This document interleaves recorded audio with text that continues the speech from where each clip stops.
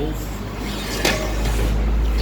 খাওয়ার যেমন তেমনই হোক, আসলে খাবারের কিন্তু ভর্তা, টাকি মাছ ভর্তা, এটা খালি দেয়, আচ্ছা। মানে বাটি রাখা যাবে।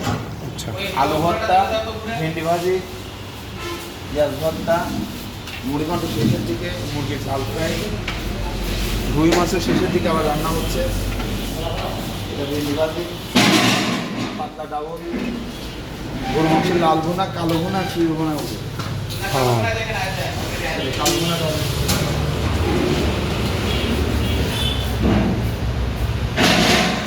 খাবারের কালার দেখে মনে হচ্ছে খুব সুস্বাদু, সাথে একটা করে রসুন, ঝাল আছে। চুই ঝালও আছে আবার এই ঝাল। যাই হোক, হোটেলে খাওয়ার সৌভাগ্য হয়তো কোনো দিন হবে।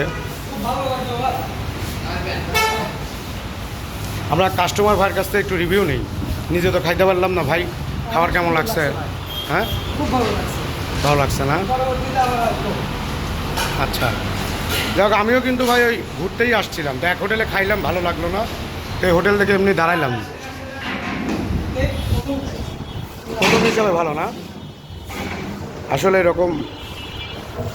এরকম রিভিউ ভালো শুনলে খুব ভালো লাগে। হ্যাঁ, খাবারের স্বাদ এমন একটা বিষয় যে যে আপনার যদি ভালো লাগে তাহলে কিন্তু অবশ্যই আপনাকে বলতে হবে যে খাবার ভালো লাগছে, মানে নিজের মনেই বলবে যে ভাই খাবার ভালো লাগছে, আপনার দেখলেই বোঝা যাবে। তো যাই হোক, ধন্যবাদ যে এত ভালো খাবার পরিবেশন করার জন্য।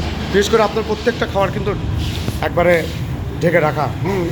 এবং সব কিছুই টাটকা, মানে গত দিনের খাবার আজকে বিক্রি হয় না।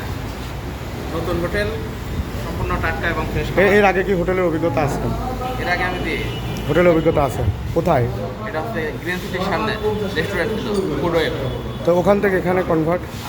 ওখানে ওই ব্যবসাটা নষ্ট হয়ে গেছে, ওই জায়গার মালিক দেখেন জায়গা বিক্রি করে দেওয়ার কারণে আর জায়গাটা আমরা পাই না।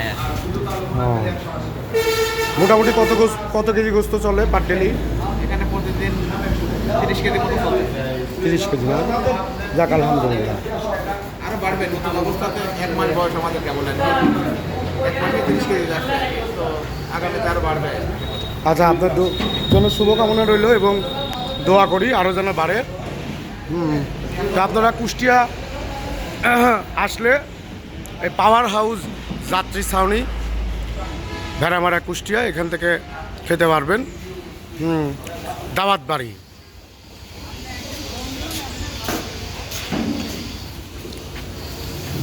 সবাই ভালো থাকবেন, আজকে এই পর্যন্তই। আল্লাহ হাফেজ।